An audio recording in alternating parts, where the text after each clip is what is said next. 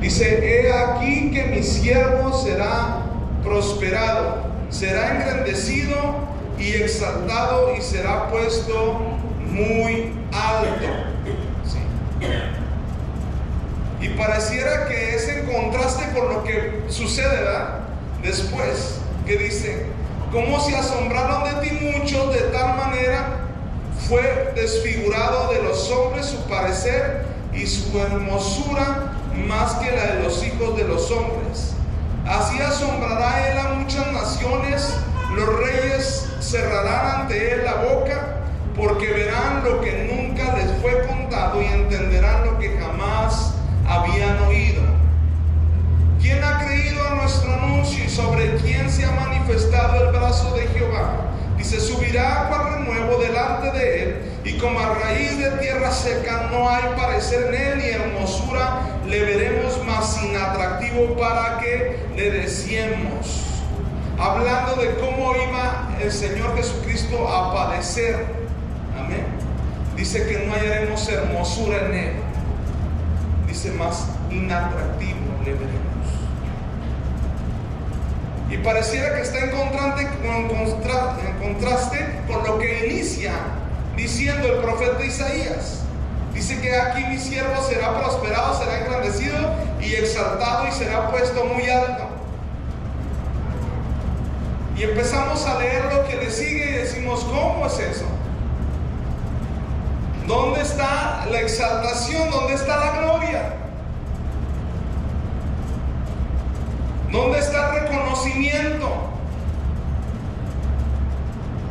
Y dice más adelante, en el versículo 3 del capítulo 53, dice: despreciado y desechado entre los hombres, varón de dolores, experimentado en quebranto, y como que escondimos de él el rostro. Dice: fue menospreciado y no le estimamos, no lo valoramos. Entonces, ¿dónde está la gloria? ¿Dónde está su grandeza? Podemos pensar que hay contraste entre esos versículos. Y enseguida en el versículo 4 dice: ciertamente llevó él nuestras enfermedades y sufrió nuestros dolores, y nosotros le tuvimos por azotado, por herido de Dios y abatido. Mas él herido fue por nuestras rebeliones, molido por nuestros pecados. Dice: el castigo de nuestra paz fue sobre él, y por sus llagas, ¿qué? Fuimos nosotros curados. Amén. Ciertamente él llevó, ¿qué? Nuestras enfermedades y sufrió nuestros dolores. Amén. Sí padeció el Señor Jesucristo con un propósito. Y lo que tenemos que voltear a ver es que siempre que padecemos algo es porque Dios lo permite, porque tiene un plan perfecto y un plan grande para nosotros. Por eso dice: pongamos nuestra mirada en Jesús. En Jesús.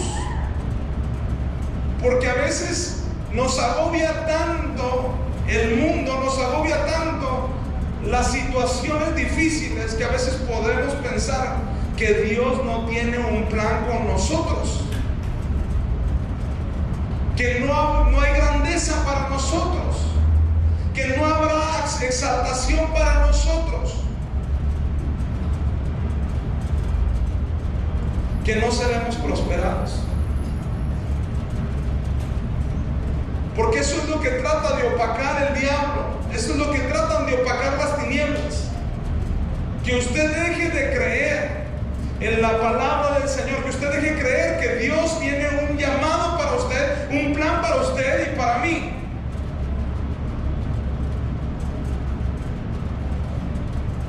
Y ese es el trabajo de Satanás: robar el gozo, robar la fe que tenemos en Dios. Pero dice la palabra: volvamos a Jesús. Pongamos nuestra mirada en Jesús, analicemos la vida de Jesús. Y si el Padre, para su Hijo, el único Hijo, Jesucristo, el unigénito de todo, Él tenía un plan con Él, y siendo Él Dios, le permitió que padeciese tantas cosas para ser exaltado, para ser glorificado y para traer victoria sobre su vida y sobre la mía. Porque hoy podemos gozar de lo que el Señor Jesucristo hizo. Ciertamente, dice, llevó nuestras enfermedades y sufrió nuestros dolores. Y tenemos que volver al Señor Jesucristo para que nuestra fe vuelva a ser aumentada, vuelva a afirmarse. Si dejamos de ver a Jesús, nuestra fe empieza a menguar. Si dejamos de ver a Jesús. Pero no es gracias a lo que hacemos, sino gracias a lo que Jesús padeció, nosotros tenemos la victoria sobre todas estas cosas. Porque ya no más somos juzgados por los pecados que anteriormente cometimos, porque todas nuestras rebeliones fueron borradas. Él nos limpió.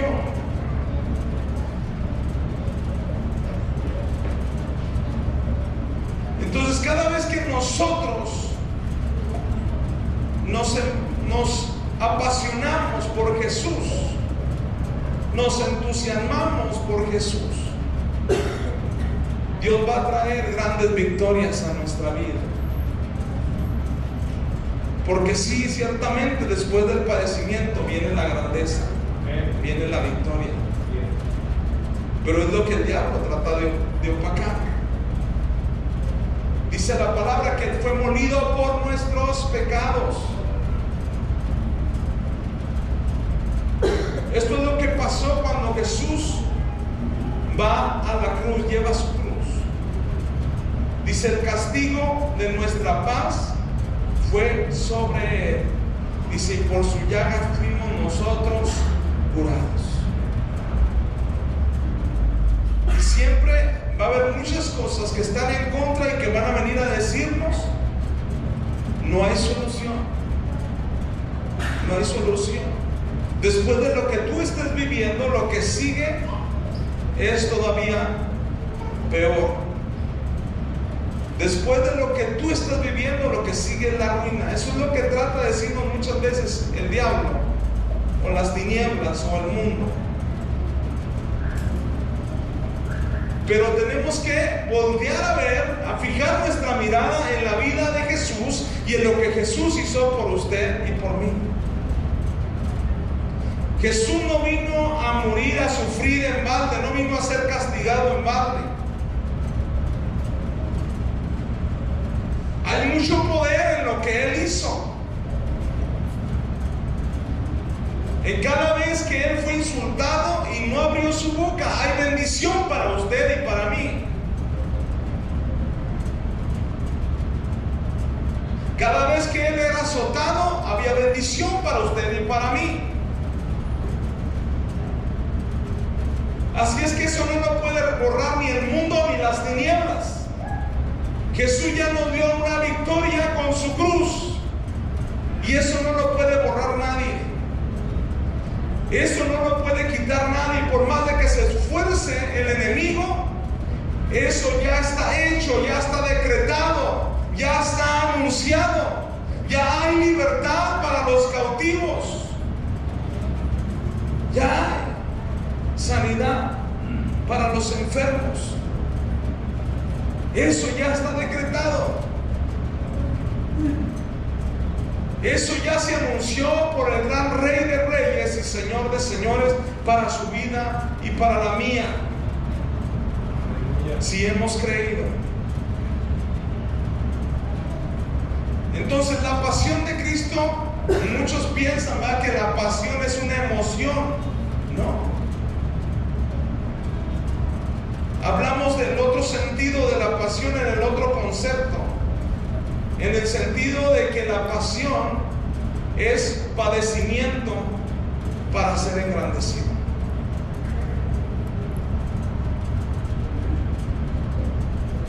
Y todo lo que Jesús hizo fue con un propósito.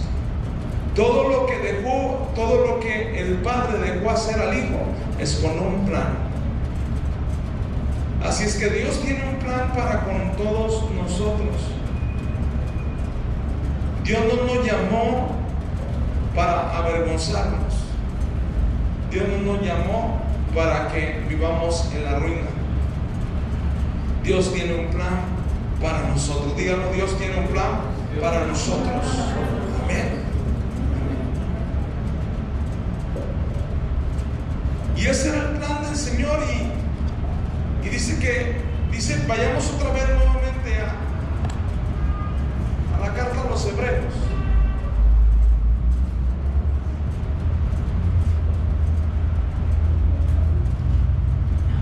Cuando dice que puesta nuestra mirada en Jesús, dice el autor y consumador de la fe, dice, el cual por el gozo puesto delante de él, dice, sufrió la cruz.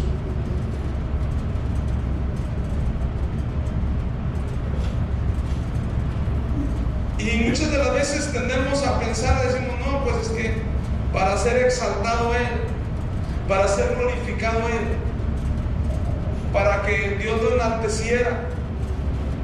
Pero Jesús ya era Dios. Jesús ya era Dios. Y en él todas las cosas siempre han subsistido. Todas las cosas. Y él tenía dominio sobre todo. Pero al venir él como hombre, nos iba a dar la victoria a todos nosotros. Iba a poder interceder por todos nosotros. Iba a reconciliarnos a todos nosotros. Nos reconcilió con el Padre.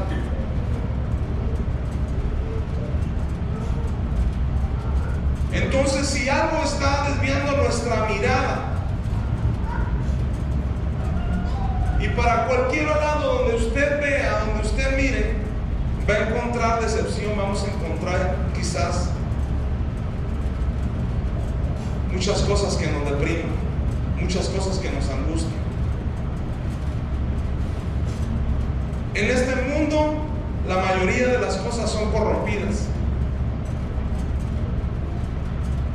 Y vamos a encontrar mucha decepción. Pero por eso dice la palabra, fijemos nuestra mirada nuevamente en Jesús, el autor y consumador de la fe. Porque sabemos que la fe mueve montañas, que la fe, dice, al que cree todo le es posible. Pero por eso el diablo trata de afectar nuestra fe. Pero tenemos que mirar otra vez hacia la cruz. Porque ahí es donde está fundamentada nuestra fe. Lo que hizo Jesús por nosotros. Porque Él padeció por nosotros. Porque Él fue insultado por nosotros. Permitió ser insultado por nosotros. Se permitió ser castigado por nosotros. Y tenemos que volver a mirar hacia la cruz, hacia la vida de Jesús, para que nuestra fe vuelva a tener ese poder y cambien las cosas, cambien nuestro entorno y cambien las situaciones que estamos viviendo. Porque es lo primero que quiere atacar el diablo en nuestra vida, que dejemos de creer en lo que Jesús hizo. Dice, sin fe es imposible agradar a Dios, pero nuestra fe se fundamenta en lo que Jesús hizo. Es el principio, porque ahí nosotros somos salvos. En la pasión de Cristo, en la cruz de Cristo, ahí nosotros alcanzamos salvación. Porque si no, entenderíamos que la escritura fue escrita para los judíos y no para nosotros. Que por eso muchas de las veces vivimos sin esperanza. Pero para todos aquellos que creyeron. Porque de tal manera dice la palabra que amó Dios al mundo. Y en este versículo tan conocido dice que dio a su Hijo unigénito para que todo aquel que en Él cree no se pierda, mas tenga vida eterna. Dice, porque de tal manera amó Dios al mundo, a judíos, a griegos, a gentiles, a todas las naciones, amó Dios de tal manera, dice que dio a su Hijo unigénito.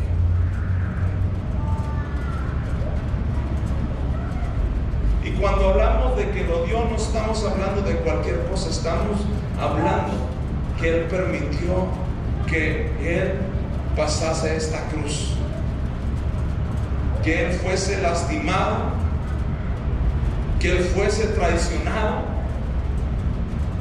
Cuando hablamos de que Dios lo da, es que sabemos cómo iba a ser menospreciado.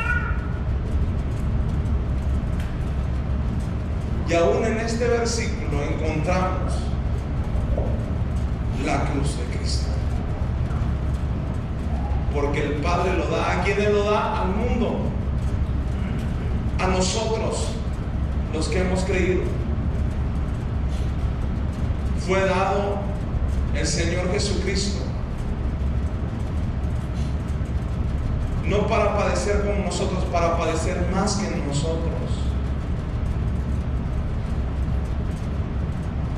Dice, y no menospreció la vergüenza, lo que iba a pasar, cómo iba a ser avergonzado, porque fue avergonzado nuestro Señor Jesucristo.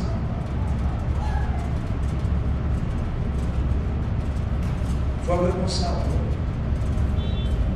Porque muchos le dijeron, tú que salvas a otros, ¿por qué no te salvas a ti mismo?